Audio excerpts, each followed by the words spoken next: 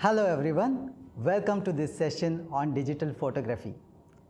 Today we are going to dive into the essentials from how a camera works to important concepts like exposure, lenses and popular photography techniques.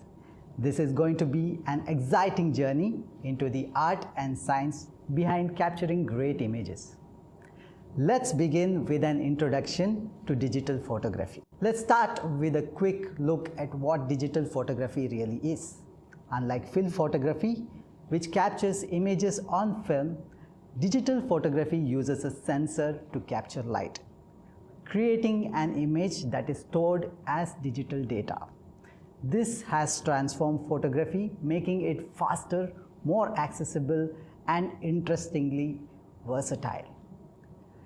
Let's have a look into today's digital camera and how it works. There are various types of digital cameras: DSLRs, mirrorless, point and shoot, and smartphone cameras, each with unique features. But regardless of the type, a camera works on the same principle, that is capturing light through a lens to create an image. When you press that shutter button, light enters through the lens, passes through the shutter and the aperture, hits the image sensor and forms an image. Understanding this process will help you control how your images look. One important term we often use in photography is exposure. Let's talk about exposure. Exposure determines how bright or dark your photo will be. There are three key settings to control exposure, that is shutter speed, aperture and ISO. These three settings are very important in forming a composition. Let's look at these settings one by one. Shutter speed. This controls how long your shutter remains open. A faster shutter speed, like 1/1000th of a second, freezes motion, while a slower shutter speed like 1/30th of a second creates motion blur effect. You might have seen sharp pictures of moving cars. This will require higher shutter speed. You might have also seen pictures of waterfalls where the water is flowing silky smooth. Now that's taken using a slower shutter speed. Similarly, in astrophotography and light painting, we use this exact same technique. The next concept is the aperture. This refers to the size of the opening in the lens, often written as f-stops like f1.8, 1.5, 1.6 and so on. A lower f-stop means a wider aperture, letting in more light and creating a shallow depth of field, making the background look blurry. The higher f-stop, 1/16, gives a larger depth of field, keeping more of the image in focus. To make it easier to understand, consider aperture like a window curtain. If you open a little bit, little light will come in. If you open more, more light will come in. You might have seen many photos with blurry background or foreground. A lot of wedding and candid photographers use this photography technique to make images stand out. The next concept is ISO. That is nothing but International Standards Organization, which determines how sensitive the sensor is towards the light. A lower ISO 100 is best in bright condition, while higher ISO like 1600 or 3200 works in low light but can add noise or grain to your photos. The above image shows how different ISO settings can affect the image, while the next image shows how noise is produced if you push ISO a bit too much. If you end up shooting at a darker location, consider using additional lights or flash instead of pushing the ISO to its limit. The goal here is to balance these three settings to achieve the proper exposure for your shot. Now coming to arrival of the proper exposure. When you combine shutter speed, aperture and ISO, you can create the right exposure for any scene. Many cameras have a light meter to help you get the correct exposure by indicating if the image is overexposed or underexposed. Practice adjusting these settings in manual mode to gain confidence with different lighting scenarios.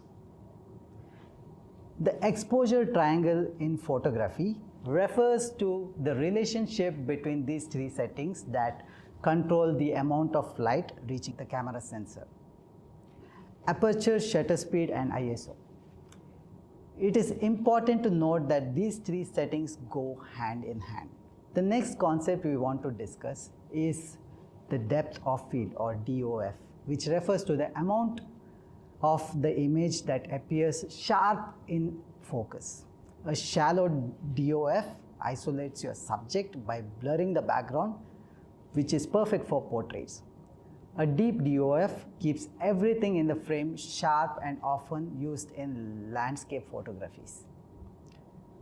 The next setting is white balance. White balance adjusts the color tone in your photo to ensure whites look white, compensating for different lighting conditions. You might see settings like daylight, cloudy, or tungsten on the camera. Experiment with this to get a natural look that you want. Now we have something called as a histogram, where this particular item is a graphical representation of tonal values in your image. It shows the distribution of shadows, midtones, and highlights. A balanced histogram ensures details aren't lost in overexposure or underexposure, helping you to achieve the right exposure and color balance. In the image shown here, you can see the anatomy of a histogram that shows distribution of various parameters of image like blacks, shadows, midtones, highlights, and white. Let's look into some of the photography techniques. Soft focus, often used in photography to create a dreamy effect achieved by using a wider aperture, or sometimes we use a special filter. A long exposure, this captures movement over time, like light trails of cars or smooth flowing waters. It requires lower shutter speed. Certain times you definitely need to use tripod. A short exposure, great for capturing fast moving subjects like sports or wildlife.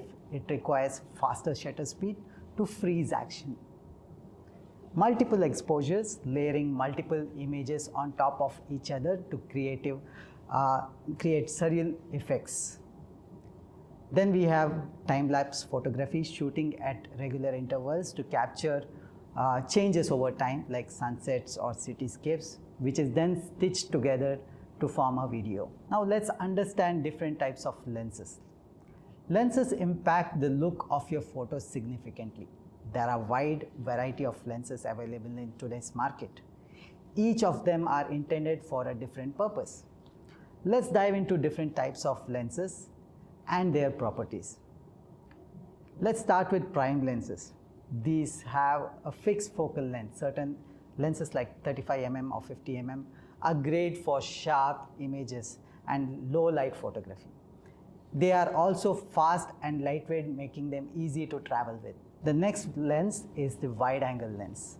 Ideal for landscape or architecture, they capture a broader view. Then we have the telephoto lenses. These are great for zooming in on distant objects like wildlife and sport photography. However, such great magnification comes with the price of a narrower field of view. In the same way that you use a telescope to look at the stars and planets, a telephoto lens is used for focusing on distant objects. There are many different types of telephoto lenses, and some can be quite large, heavy, and also expensive. So take some time in choosing the right telephoto lenses for yourself.